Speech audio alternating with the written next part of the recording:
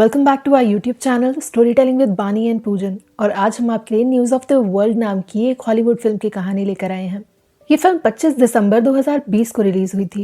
ये एक drama slash action movie है और इसे IMDb पे 6.8 रेटिंग मिले थे आउट ऑफ 10। इस फिल्म को 85% लोगों ने लाइक किया है और इस फिल्म में आपको टॉम हैंक्स मुख्य भूमिका में नजर आएंगे। उनकी हर फिल्म की ही तरह ये फिल्म भी काफी ज्यादा यूनिक कॉन्सेप्ट पे बनी है और आपको ये काफी ज्यादा पसंद आने वाली है। कहानी की शुरुआत उस दौर से होती है जब सिविल वॉर को खत्म हुए 5 साल हो चुके हैं।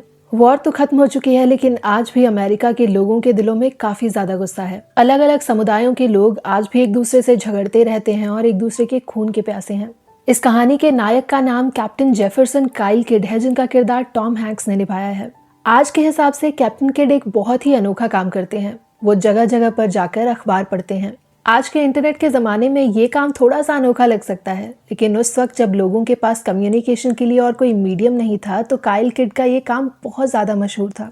इस काम से वो ज़्यादा पैसे तो नहीं कमा पाते थे, लेकिन उन्हें घूमने फिरने का शौक था, इसीलिए वो अलग अलग जगहों पर जाकर न्यूज़पेपर पढ़ा करते थे। ये 1870 की बात है, जहाँ विचिटा फॉल्स नॉर्थ टेक्सास में कैप्टन किड न्यूज़पेपर पढ़ने आए हैं। जब वो वहाँ से न्यूज़ पढ़कर वापस जा ही रहे होते हैं तभी रास्ते में उन्हें कुछ अजीब सा दिखाई देता है। वो देखते हैं कि वहां पर एक बग्घी पलटी हुई पड़ी है। जब वो यहाँ वहां नजरें दौड़ाते हैं तो वो देखते हैं कि उस बग्घी के ड्राइवर को मारकर पेड़ पर लटका दिया गया है। उसकी लाश के ऊपर एक पर्चा लगा है जिसपे ये लिखा है कि टेक्सास गोरे लोगों का देश है। अभी उनका ध्यान वहीं पर था कि तभी उन्हें झाड़ियों से एक अजीब सी आवाज आती है। जब वो झाड़ियों की तरफ देखते हैं तो वहां पर उन्हें एक छोटी सी बच्ची दिखाई देती है। वो बच्ची जैसे ही कैप्टन किड को देखती है वो वहां से भागना शुरू कर देती है और कैप्टन किड को ये समझ में आ जाता है कि वो बच्ची उनसे डरकर वहां से भाग रही है। वो उसके पीछे भागते हैं और उसे पकड़कर अपने पास लाने की कोशिश करते हैं, लेकिन जब वो उससे बात करते हैं तो वो बच्ची बहुत ही अजीब सा व्यवहार करती है, जैसे कि उसे उनकी बातें समझ ही ना आ रही हों। वो बच्ची एक अलग ही भाषा जानती थी जिसका नाम कायोवा था। उस बच्ची को इंग्लिश पढ़नी या लिखनी नहीं आती थी, इसलिए उसके और कैप्टन किड के बीच में ज्यादा बातचीत नहीं हो पाती। थोड़ी ही देर में उन्हें ये समझ में आ जाता है कि उस बच्ची से बात करने का कोई फायदा नहीं है, इसलिए वो उस बग्घी की जांच पड़ताल करते हैं। उस बग्घी में उन्हें कुछ पेपर्स दिखाई देते हैं जिन पर यह लिखा था कि उस बच्ची का नाम जोहेना लियोनबर्गर था। वो बच्ची एक जर्मन परिवार से थी जिसे 6 साल पहले कायोवा लोगों के द्वारा अगवा कर लिया गया था। पिछले 6 सालों से ये बच्ची अपने घर वालों से मिली नहीं थी और जिस इंसान की लाश उस पेड़ पर टंगी थी वो उस बच्ची को उसके घर वालों तक लेके जाने वाला था। जंग के दौरान उसके माता पिता को बड़ी ही बेरहमी से मार दिया गया था, इसीलिए उसके इकलौते जिंदा रिश्तेदार उसके चाचा चाची थे। उसके चाचा चाची कैस्ट्रोविल में रहते थे और ये ऑफिसर इस बच्ची को कैस्ट्रोविल ही लेकर जा रहा था। अभी कैप्टन किड वो पेपर्स पढ़ ही रहे थे कि तभी उसी दौरान वहां से सरकारी लोगों की एक टुकड़ी गुजरती है। वो कैप्टन किड का आइडेंटिटी कार्ड देखते हैं और उस बच्ची की पहचान मांगते हैं। कैप्टन किड वो पेपर्स उन्हें दिखाते हैं और उनसे कहते हैं कि ये बच्ची खो गई है और इसे कैस्ट्रोविल जाना है। गवर्नमेंट ऑफिशियल्स की वो टुकड़ी दौरे पर निकली थी, इसीलिए वो उस लड़की को उनके पास ही छोड़ जाते हैं। वो कहते हैं कि कैप्टन किड को इस लड़की को अपने पास ही रखना होगा या फिर वो चाहें तो उसे गवर्नमेंट ऑफिशियल्स के हवाले कर सकते हैं। इससे पहले कि कैप्टन किड कुछ और कहते हैं वो टुकड़ी वहां से दौरे के लिए निकल जाती है और वहां पर जोहेना और कैप्टन किड अकेले ही रह जाते हैं। गवर्नमेंट ऑफिशियल्स के जाने के बाद जोहेना और कैप्टन किड उस इंसान की लाश को वहीं पर दफना देते हैं। अगली सुबह बिना वक्त गवाए ही कैप्टन किड जोहेना को गवर्नमेंट ऑफिशियल्स के पास ले जाते हैं, लेकिन कैप्टन किड की बातों को सुनने के बजाय वो उन्हें बिल्कुल ही अनसुना कर देते हैं। वो इंसान कैप्टन से कहता है कि जो इंसान ये काम करता है वो 3 महीने बाद आएगा और इसीलिए 3 महीने तक जोहेना को कैप्टन किड के पास ही रहना पड़ेगा। कैप्टन किड एक ऐसे इंसान है जो एक जगह टिक कर नहीं रहते। उन्हें अपने काम के सिलसिले में यहाँ वहाँ जाना पड़ता है, इसीलिए वो जोहेना को अपने पास नहीं रख सकते। वहां से निकलकर वो अपने एक दोस्त के घर जाते हैं। वो अपने दोस्त और उसकी पत्नी से बात करते हैं और जोहेना को कुछ वक्त के लिए उनके पास छोड़ जाते हैं। कैप्टन अभी अपना काम खत्म करके वापस आ ही रहे होते हैं कि तभी उनका दोस्त उसने बताता है कि जोहेना वहां से भाग गई है। यह खबर सुनकर कैप्टन के साथ साथ उनके दोस्त का परिवार भी बहुत ज्यादा परेशान हो जाता है। वो लोग जोहेना को यहाँ वहां ढूंढने की कोशिश करते हैं, लेकिन उन्हें वो कहीं भी नजर नहीं आती। वो गाँव एक नदी से बहुत ज्यादा परेशान है जिसमें कभी भी बाढ़ आ जाती है। कैप्टन जोहेना को ढूंढने के लिए उस नदी की तरफ जाते हैं ताकि वो उसकी जान बचा सके। उन्हें जोहेना वहां पर मिल तो जाती है, लेकिन जोहेना बहुत ही जोर जोर से रो रही है और चीख रही है। नदी के उस पार से कायोवा लोगों की एक टुकड़ी जा रही है और वो उनसे मदद की भीख मांग रही है क्योंकि वो चाहती है कि वो लोग उसे अपने साथ ही ले जाएं। लेकिन नदी की आवाज इतनी तेज है कि उन लोगों को जोहेना की आवाज सुनाई नहीं देती और इसीलिए वो लोग उसे वहीं छोड़कर चले जाते हैं। सर्दियों के दिन है और जोहाना पूरी तरह से भीग चुकी है, इसीलिए उसकी हालत बहुत ज़्यादा खराब हो जाती है। कैप्टन जब उसे इस हालत में देखते हैं तो वो ये ठान लेते हैं कि वो जोहाना को खुद कैस्ट्रोविल लेकर जाएंगे। कैप्टन के दोस्त को ये बात बिल्कुल भी समझ में नहीं आती कि आखिर वो जोहाना के लिए इतना सब कुछ क्यों कर रहे हैं, लेकिन इस बात का जवाब तो कैप्टन के पास भी नहीं है। वो बस इतना जानते हैं कि वो इस लड़की को 400 मील दूर इसके घर तक छोड़कर आएंगे। कैप्टन का दोस्त उन्हें 2 घोड़ों के साथ साथ एक बग्घी भी देता है, और क्योंकि वो इलाका बहुत ज्यादा खतरनाक है इसीलिए उन्हें एक गन के साथ 20 गोलियां देता है। हालांकि जोहाना को कुछ भी समझ में नहीं आता, लेकिन फिर भी कैप्टन उसे कहते हैं कि वो उसे अपने घर लेकर जा रहे हैं। साथ ही कैप्टन को रास्ते में काम करना होगा ताकि वो लोग अपने सफर के लिए पैसे जुटा सकें। इसी तरह से आगे के कुछ दिन बीतते रहते हैं, वो लोग सफर करते रहते हैं और साथ ही काम करके पैसे भी कमाते हैं।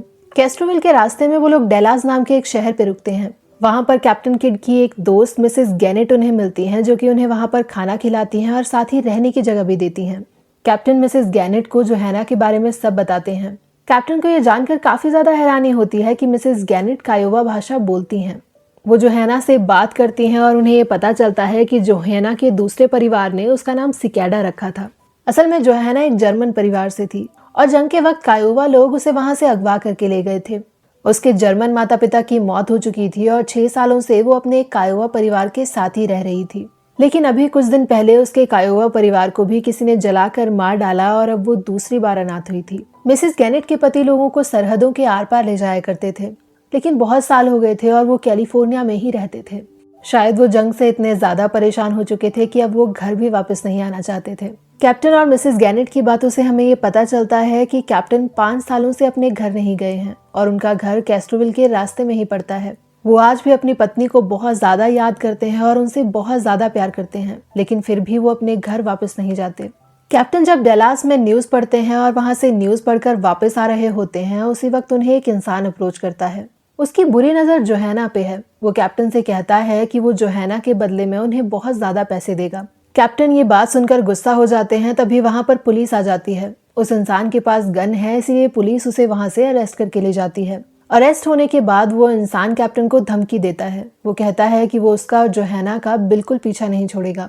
ये सुनते ही जोहाना और कैप्टन जल्दी से वहां से निकल जाते हैं, लेकिन जैसे ही वो इंसान पुलिस से छूटता है, वो उन लोगों का पीछा करना शुरू कर देता है। वो इंसान 2 और लोगों के साथ कैप्टन और जोहाना का काफी दूर तक पीछा करता है।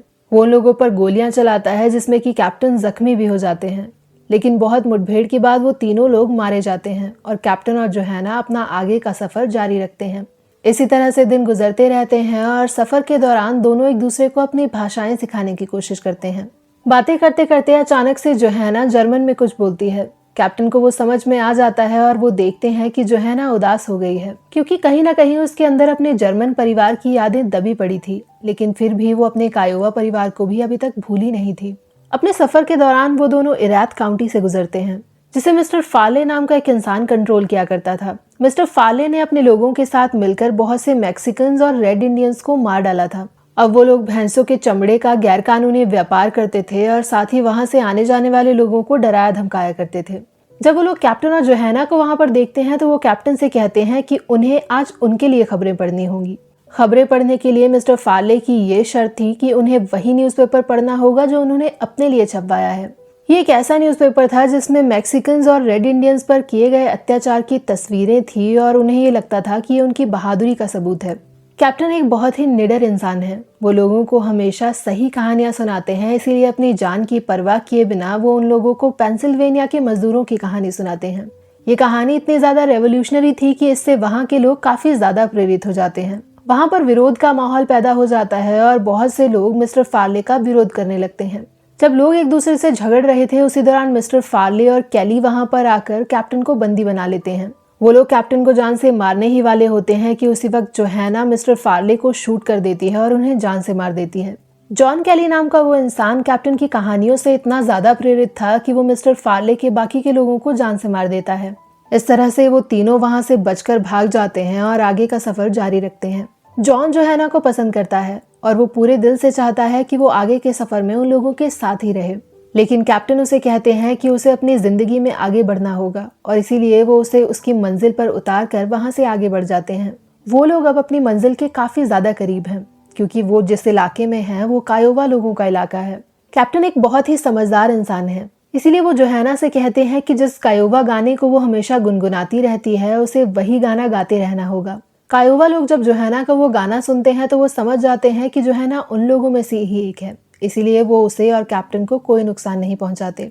जोहाना और कैप्टन जब आगे बढ़ते रहते हैं तो जोहाना को अचानक से रास्ते याद आने लगते हैं। वो कैप्टन को रास्ता दिखाती है और चलते चलते वो लोग उस घर में पहुंच जाते हैं जहां जोहाना अपने कायोवा परिवार के साथ रहा करती थी। ये घर अब पूरी तरह से सुनसान पड़ा था। वो थोड़ी देर वहां पर रुकती है, लेकिन कैप्टन उसे कहते हैं कि उन दोनों को चलते रहना होगा। थोड़ी दूर चलते ही उनकी बग्घी का एक्सीडेंट हो जाता है। अचानक से टायर निकलने की वजह से बग्घी पलट जाती है और साथ ही दोनों घोड़े भी घायल हो जाते हैं। घोड़ों की हालत इतनी ज्यादा खराब थी कि उन्हें ठीक नहीं किया जा सकता था, इसीलिए कैप्टन उन दोनों घोड़ों को शूट करके वहीं से पैदल निकल जाते हैं। वो दोनों एक रेगिस्तान जैसे इलाके में हैं, जहां पर जिंदगी का दूर दूर तक कोई निशान नहीं है। दोनों ने बहुत देर से पानी नहीं पिया है और खाना भी नहीं खाया है। इस वजह से उन दोनों की हालत बहुत ज्यादा खराब होती जा रही है। उनके पास पानी खत्म हो जाता है और चलते चलते जोहाना के पैर छिल चुके हैं। कैप्टन उसे गोद में उठाकर आगे का सफर जारी रखते हैं, लेकिन तभी थोड़ी दूरी पर उन्हें कुछ उम्मीद दिखाई देती है। उन्हें दूर उड़ती हुई धूल दिखाई देती है और उन्हें ये लगता है कि ये धूल घोड़ों के पैरों से आ रही है। वो जब जोहाना को वहां पर रख कर उस धूल की तरफ जाते हैं तो उन्हें ये समझ में आता है कि ये धूल का तूफान है और वो दोनों उस तूफान में खो जाते हैं। कैप्टन उस धूल के तूफान में जोहाना को ढूंढते रहते हैं। तभी उन्हें उस धूल के तूफान में बहुत से लोग दिखते हैं और ये कायोवा लोगों का कबीला है जो कहीं पर जा रहा है। वो लोग जोहाना को पहचान लेते हैं और उसकी मदद करने के लिए उसे एक घोड़ा दे देते हैं। जोहाना वो घोड़ा लेकर कैप्टन के पास आती है और इसी के साथ वो कबीले के लोग वहां से निकल जाते हैं। अब वो दोनों उस घोड़े पर आगे का सफर तय करते हैं और आखिर में वो लोग कैस्ट्रोविल पहुंच जाते हैं। कैप्टन जोहाना के अंकल आंटी को ढूंढ लेते हैं और उनसे बात करके जोहाना को वहीं पर छोड़ देते हैं। उन दोनों को ही जोहाना से कुछ खास लगाव नहीं है, लेकिन वो खुश हैं कि जोहाना यहाँ पर है क्योंकि अब काम करने के लिए एक और इंसान उनके पास होगा। वहां से जाते वक्त कैप्टन की आंखें भर आती हैं, लेकिन वो देखते हैं कि जोहाना उनकी तरफ देखती तक नहीं है। कैप्टन उससे बात करने की कोशिश करते हैं, लेकिन जोहाना उनसे नजरें भी नहीं मिलाती और बिना बात किए ही कैप्टन वहां से चले जाते हैं। कैप्टन के इस काम के लिए जब उन्हें पैसे ऑफर किए जाते हैं तो वो पैसों के लिए इनकार कर देते हैं, लेकिन वो बदले में उन लोगों से कहते हैं कि जोहाना को पढ़ना बहुत पसंद है, इसीलिए अगर हो सके तो वो उसे पढ़ा सकते हैं। पढ़ाने की बात पर वो लोग साफ इनकार कर देते हैं, क्योंकि वो लोग कहते हैं कि वो उसको काम में इस्तेमाल करेंगे। ये सुनने के बावजूद भी कैप्टन वहां से चले जाते हैं और जोहाना उन्हें देखती ही रहती है। वहां से निकलकर कैप्टन अपने घर सैन एंटोनियो जाते हैं। वो घर का दरवाजा खोलते हैं और उनका घर पूरी तरह से खंडहर बन चुका है, जैसे कि वहां पर कोई रहता ही ना हो। वो अपने पत्नी के कमरे में जाकर उनके पाउडर की डिबिया खोलते हैं और उसकी खुशबू सूंघते हैं। इसके बाद हमें पता चलता है कि उनकी बीवी की मौत उस वक्त हो चुकी थी जब वो जंग लड़ रहे थे। उस वक्त जंग खत्म करके वो पूरे दिल से अपने घर वापस आना चाहते थे। वो और उनकी पत्नी चाहते थे कि वो अपना परिवार शुरू करें, लेकिन कॉलेरा की वजह से उनकी मौत हो गई और वो उनसे मिल तक नहीं पाए। कैप्टन ये सब बातें अपने दोस्त के साथ बैठकर करते हैं और वो अपने दोस्त से कहते हैं कि जंग में जो कुछ भी उन्होंने किया उसकी सजा उनकी बीवी को मिली। कैप्टन के दोस्त उनकी बात काटते हुए कहते हैं कि जंग में जो कुछ भी हुआ उसमें हम लोगों का कोई भी हाथ नहीं था। हमने वही किया जो उस वक्त हम सबको सही लगा, और तुम्हारी बीवी की मौत इसलिए हुई क्योंकि शायद उसका वक्त पूरा हो चुका था। अपने दोस्त से बात करने के बाद वो उस चर्च में जाते हैं जिसके कब्रिस्तान में उनकी बीवी की लाश को दफनाया गया था। वो अपनी उंगली में से अंगूठी निकालकर उसे अपनी बीवी की कब्र पर रख देते हैं। इसके बाद उन्हें यह एहसास होता है कि उन्हें जिंदगी में क्या करना है। वो घोड़े पर सवार होकर जोहाना के पास जाते हैं। जब वो जोहाना के पास जाते हैं तो वो देखते हैं कि उसके अंकल आंटी ने उसे किसी जानवर की तरह बांध कर रखा था। वो लोग कैप्टन से कहते हैं कि ये लड़की उनके किसी काम की नहीं है, क्योंकि ये कोई भी काम नहीं करती। जब भी इसे खुला रखा जाता है तो वो बस वहां से भागने की कोशिश करती है। जोहाना जब कैप्टन को देखती है तो पहले तो वो बहुत ज्यादा गुस्सा होती है, लेकिन उसके बाद उसकी आंखें भर आती हैं। कैप्टन और जोहाना ने एक दूसरे को जितनी भाषा सिखाई थी वो उसके आधार पर उसे समझाने की कोशिश करते हैं कि वो जोहाना को अपने साथ ले जाना चाहते हैं, क्योंकि इतने दिनों में वो ये समझ चुके हैं कि जोहाना की जगह कहीं और नहीं बल्कि उनके साथ ही है। जोहाना के अंकल कैप्टन को मारने के लिए अपनी गन उठाते हैं, लेकिन जोहाना जैसे ही कैप्टन को गले से लगाती है वो ये समझ जाते हैं कि वो दोनों एक दूसरे से बहुत प्यार करते हैं। इसके बाद हमें फिल्म का आखिरी सीन दिखाया जाता है जहां पर कैप्टन न्यूज पढ़ रहे हैं और जोहाना साउंड्स के साथ उनका साथ दे रही है। कैप्टन जेफरसन काइल किड अब जोहाना को जोहाना किड कहकर बुलाते हैं, यानी कि वो उसे अपनी बेटी की तरह ही रखते हैं। जोहाना भी अब इंग्लिश बोलने लगी है और वो कैप्टन किड के साथ बहुत ज्यादा खुश है। और इसी के साथ हमारी फिल्म खत्म हो जाती है। टॉम हैंक्स की एक्टिंग के अलावा इस फिल्म में बहुत सी ऐसी चीज़ें हैं जो आपको पसंद आने वाली हैं। जैसे कि इस फिल्म की हर एक लोकेशन को इस तरह से डिज़ाइन किया गया है कि आप अपना ध्यान हटा ही नहीं पाएंगे। अगर मैं ये कहूँ कि मुझे ये लगा कि मैं 1870 में ही हूँ, तो ये बिल्कुल भी गलत नहीं होगा। अगर आपको इस फिल्म की कहानी थोड़ी सी भी अट्रैक्टिव लगी है तो मैं आपको ये फिल्म 100% रेकमेंड करूंगी। तो अपने प्यारे प्यारे कमेंट्स लिखते रहिए और हमें मोटिवेट करते रहिए।